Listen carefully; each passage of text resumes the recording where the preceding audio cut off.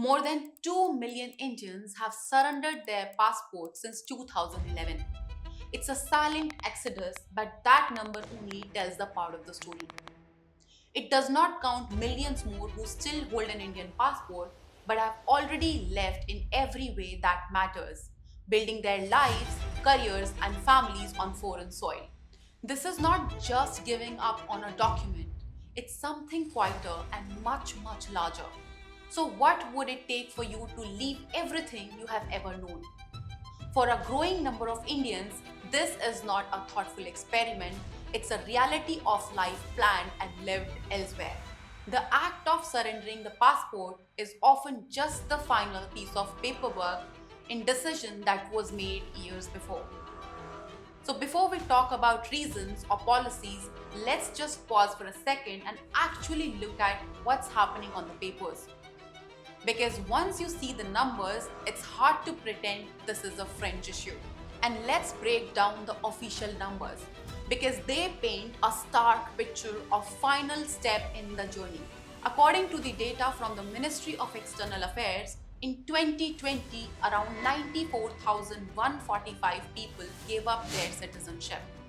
The next year, the figure is over 1,32,675. In 2022, it smashed all the records, hitting 3,73,426. The numbers have stayed around 4 lakh every year since then. And over the last 14 years, it's more than 2 millions. But remember, these are just the people who have completed the legal process. They represent the tip of an iceberg. And the full story includes the vast number of non resident Indians who have already made their practical exit. We are talking about engineers, doctors, entrepreneurs, and entire families who have looked at the future and decided it lies somewhere else. And the government official says that these are the personal decisions. And for sure, when 100 people leave, it's personal. But when 2 million people leave, that's systematic. And that's a vote of no confidence you can't ignore. And when people hear these numbers, the obvious question is why this even requires such a final step? Why does leaving eventually mean giving up on your passport at all? Why not just be a citizen of two countries? The answer lies in the fundamental piece of Indian law that hangs over every Indian living long term abroad. India does not allow dual citizenship. It's written right into the constitution. Article number 9 is crystal clear.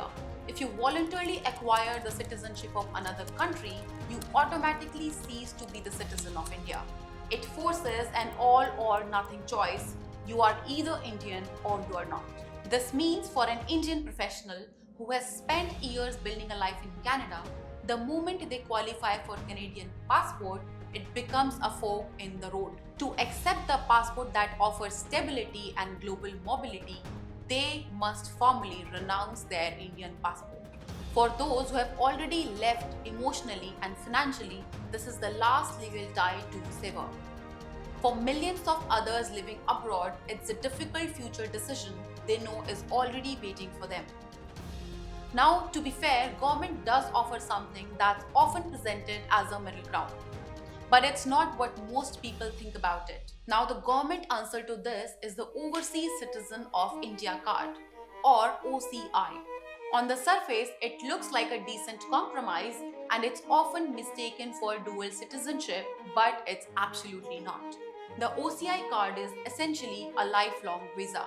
It gives people of Indian origin who have taken foreign citizenship the right to work, live, and own property in India. It's India's way of keeping its diaspora connected.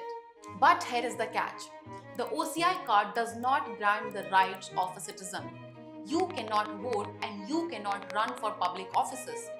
You cannot hold most of the government jobs or buy agricultural land. And critically, OCI status can be revoked by the government. So while the card is useful too, for many it's just highlight what they have lost. It's a permanent reminder that they are a lifelong guest in the country they once called a home. It's a bridge that gets you closer but never truly lets you back in the door. But the thing is, the law and the paperwork only explains the final step. They don't explain why people emotionally leave years before the movement ever arrives. If the law forces the final choice, then what pushes millions of people in the first place? Often years before a passport is ever surrendered. Strip away all the policies and you will find shared stories of aspiration and frustration. First is the search of a better quality of life. This is not just about money, it's about escaping that daily battle with failing infrastructure in favor of clean, efficient public services. It's about breathing clean air. Take air pollution. In 2024, a report found that 13 of the world's 20 most polluted cities are in India. Think about that for a second. That's not about economic problem you can solve with a higher salary. That's the air your children breathe every day. It's waking up and checking an app to see if it's safe to send them outside. For parents, that reality sits heavy. And for many, it's the breaking point. It's about reliable healthcare and better schools for their kids. Second is the professional glass ceiling and work culture. India produces millions of brilliant graduates but struggles to create high quality jobs. Many who leave talk about a work culture of brutal hours and intense competition, where the system feels rigged. And abroad, they find not just higher salaries but respect for their time and skills, and plus a strong social safety net. And this is not just a theory. Recently, a Bangalore based entrepreneur, Rohit Shroff, shared something that struck a nerve. He said he had paid over 4 crore rupees in taxes, and yet he described being flooded with constant notices and scrutiny from the system.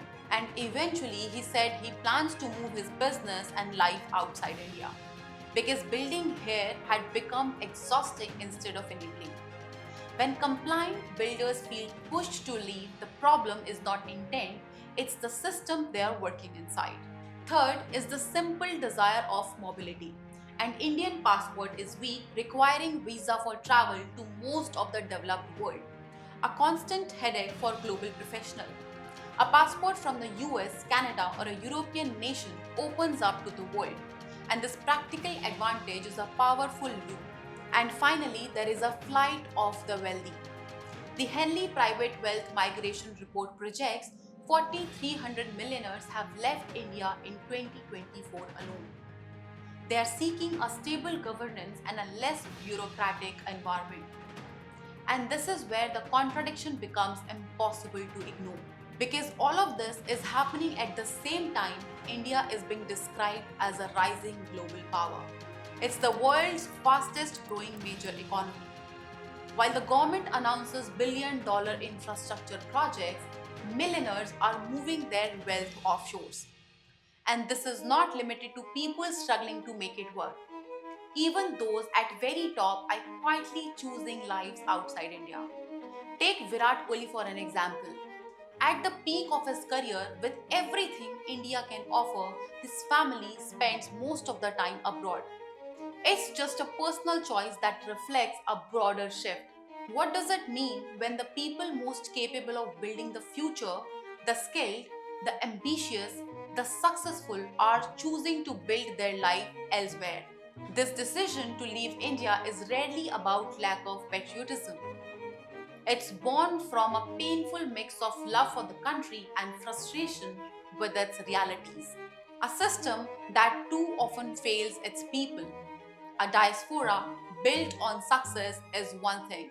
An exodus driven by disillusionment is something else entirely.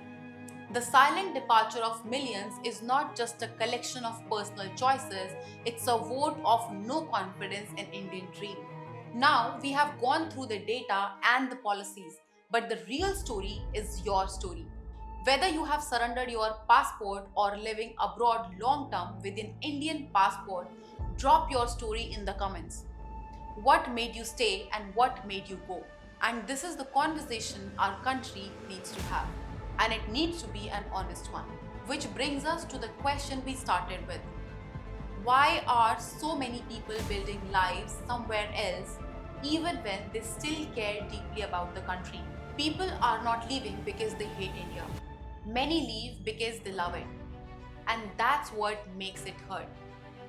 They leave after trying, after adjusting, after hoping things will change.